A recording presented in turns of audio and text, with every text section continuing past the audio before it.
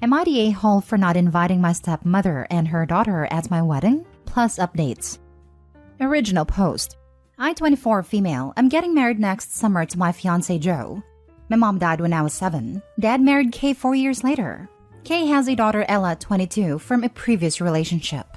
Kay and Ella are easily the most entitled, spoiled, and rude people I've ever met. They never treated me like family, and Kay has done everything possible to push me away from the family. I haven't been in any family pictures since I was 14. I was never allowed on any family vacation/activities. And as per Kay's request, my dad banned any family members from giving me any gifts for my birthdays/holidays. She always hated me, and I can't even remember all the times I cried because of the things she would say to me. Ella was the favorite child. Whatever she wanted, they would get it to her. Me, I had to work if I wanted something. School supplies? Work for them. My clothes don't fit me anymore. Work for new clothes. Ella liked to break my stuff too, and I would be grounded because I got mad at her. My last straw was when she cut all pictures I had of Mom. Dad found me crying, and when I showed him the pictures, he told me to let it go.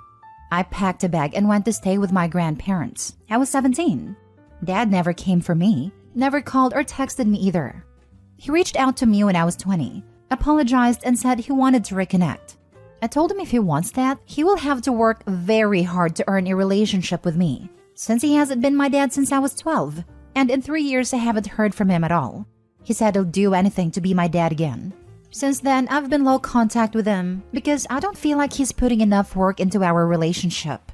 I finished college last year, and he attended the ceremony, and after that, we spent the entire weekend together bonding. It was the first time I felt like I had a dad in almost 13 years. I wanted my dad to attend the wedding as a guest, but I don't want Kay or Ella there.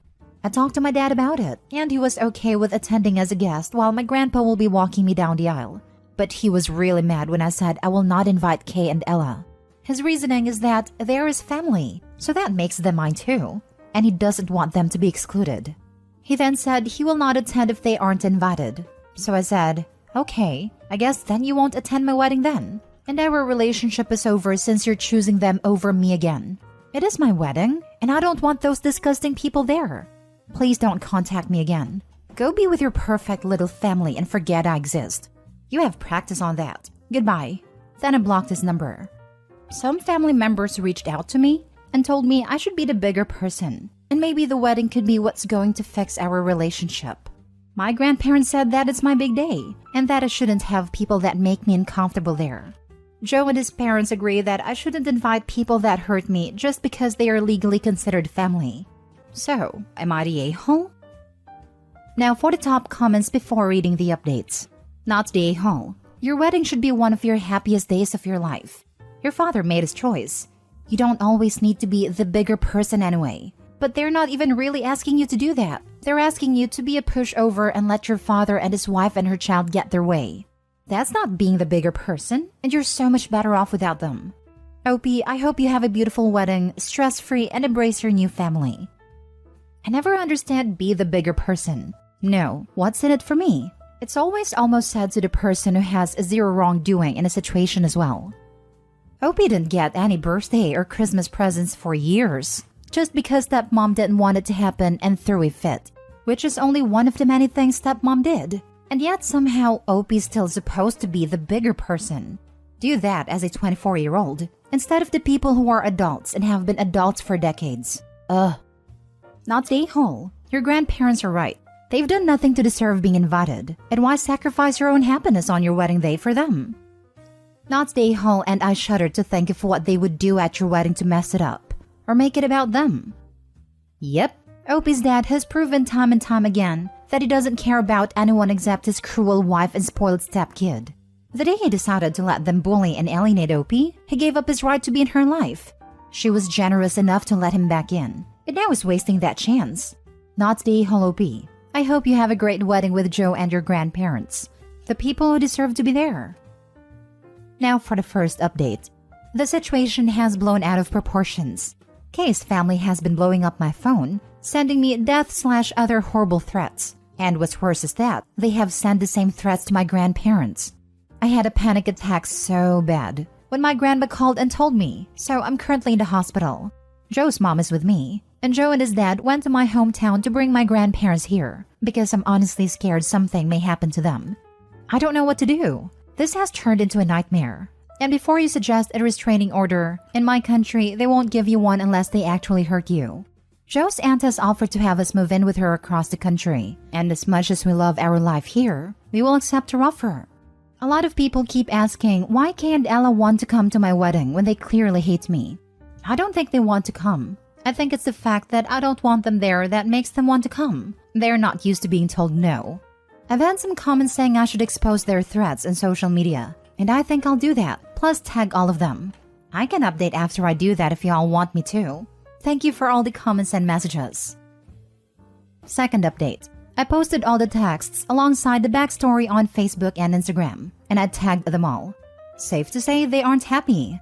Kay and Ella are now cut off by all her family, because apparently they didn't know about how they treated me. Kay and Ella have been lying to Kay's family for years, pretending to be good stepmother/sister, and painting me as the witch that never accepted them and made their lives hell. In addition, my dad is offering me money to delete the post because his friends and boss saw it. Dad's friends refuse to talk to him and his boss wants to see him first thing Monday morning. And I'm assuming it is to fire him because Dad's job involves public relations and this is bad for their image. Now they're blowing up my phone with apologies and begging me to delete everything. My dad is blaming Kay for all of this and is considering divorcing her in the hope of saving his reputation. On another note, we accepted Joe's aunt's offer to move in with her and we are thinking of making the move to Aunt's city permanent. Because honestly, I'm in love with this place, and we may even get better paying jobs here. Anyways, tonight we are going to have a small party to celebrate my dad's life being ruined. Daddy wants to divorce Kay to save his reputation, but not to save his relationship with his daughter. Kay, Ella, and Dad can buzz all the way off. He should have divorced her the minute she told him his own daughter shouldn't receive Christmas presents. I can't even imagine the conversation they had where Dad is like, yeah, that seems reasonable. It wouldn't have started with not giving his daughter Christmas gifts. It would have been a chain of favoring his wife and stepdaughter, until by the time they got to Christmas gifts, his daughter was already alienated, and he could not go along. But then he was only left with an angry, alienated daughter when his wife and stepdaughter leave. Abusers don't start off big. It sucks in both victims and enablers. Each step was just a bit worse than the last. Until he wasn't just enabling, he was a perpetrator too. At any point, he could have chosen his daughter, but he didn't. That is the really sad point. He could have any point done the right thing. If he had and worked for forgiveness, his daughter likely would have, but he would lose his wife and stepdaughter. Now he is choosing money and loneliness, and that choice isn't likely to save his money. He deserves all the consequences that are about to crash down on him. Most victims don't get to see the consequences crash down on their perps. I understand OP's stepmom's and stepsister's family were lied to about how awful she was. But who sends such horrible threats to someone and their grandparents? The lies they were told have nothing to do with them being incredibly messed up people. For some reason, some people get bolder on the internet. Either because it's anonymous or because they become part of a mob. They get bolder and more confident posting and saying horrible things they'd never say out loud outside of the internet. These people have not received a short, sharp smack in the mouth with a hard fist, and believe they are immune from this traditional repercussion of acting like an a-hole. Next story. Am I the a-hole for refusing to give up my dog for my dad's fiancée and her son? I'm really upset about this right now. I'm 17 female and my parents divorced when I was 12. It was really rough. They pretty much hate each other and still have trouble doing anything together when I'm concerned. I try not to talk about them to each other and just keep things separate. All the fighting and chaos was hard on me and was affecting my mood and schoolwork when it was all going down. So my dad felt bad and let me have a dog to help me feel better. Someone nearby had Malamute puppies, so I picked out one and his name is Tycho, and he's my best friend. Even on the weeks I'm with my mom, I stop by after school every day to take him to the dog park to play and get his cuddles in. I love this dog. My dad started dating Melanie a few years ago. I don't really connect with her. We're just really different. And she's way too touchy. But she makes my dad happy, so whatever. Her son Ben, 9 male, is autistic and needs a lot of accommodations. He gets really upset and has meltdowns when things change or are done differently. He's also really scared of Tycho, even though as far as I know, Tycho's never done anything to scare him. He's a really laid-back and well-behaved dog. Dad and Melanie recently got engaged, and they want to go ahead and move her and Ben in so that they can get rid of their apartment and save money. My dad told me about it and said that since Ben is afraid of Tycho and needs a stable environment at home, Tycho is going to have to go somewhere else. My mom's townhouse doesn't have a room for him, and my grandparents aren't in good enough health to look after a big dog. So we have to rehome him. I admit I didn't take it very well, and we had a big fight. I told him that no way was I going to give up my dog, and I'm going to college next year anyway, so they can put off the move until the spring when I can find a place to take him with me. My dad says they need to do the move over the holidays, and Ben is more important than a dog. I told him if he gives away my dog, I'll never forgive him. And that he obviously thinks Ben is more important than me too. My dad is mad because I'm making this a choice between me and his fiancé basically. Melanie's having second thoughts about the engagement since I don't want to live with them. My mom is mad at my dad, and they're fighting again. And I'm afraid to leave Tycho alone because he might not be there when I get back. My aunt says I'm being childish and that my dad deserves to be happy. Am I the a-hole? Now for the top comments. Not the a-hole. Your dad shouldn't have given you a dog to take it away later. However, you also need to be prepared. It isn't easy to find a place to take a large dog. If your plan is to bring him with you, you need to be working and saving money. You will likely need to rent a house or a room in a house where they let you have him. And you'll have vet bills to cover, food, etc. Agree. This is sad. But Opie should be prepared that it is going to be very, very difficult as a college student to find a place big enough for such a large dog. Yes, I have a cat and people even struggle to find rentals with them. Unfortunately, Dad likely got a dog to keep them coming over, but didn't seem to be committed to keeping the dog. Not the a-hole. I usually side with parents. But rehoming your dog because he can't wait 6 months to move his girlfriend into the house? Seems like he is choosing his girlfriend over his child, and that's a huge no-no. Melanie's son does have a right to feel safe in his own home, but that does not include forcing you to get rid of your dog. That's just not a legitimate thought to have. Maybe Melanie should have second thoughts about your dad. I like this comment because there's many good points to it. Why was it the dog and a compromise conversation happened before? Oh, there was a conversation between Melanie and Opie's dad. It went, "You'll get rid of the dog, won't you?" Yes, dear. Last story. Am I the a-hole for telling my dad he and his new kid can get lost? I, 14 female, have 3 siblings. 12 female, 11 male, 9 female. My dad also found out that he has another kid, 15 female, from before he met my mom. He and my mom got married fast.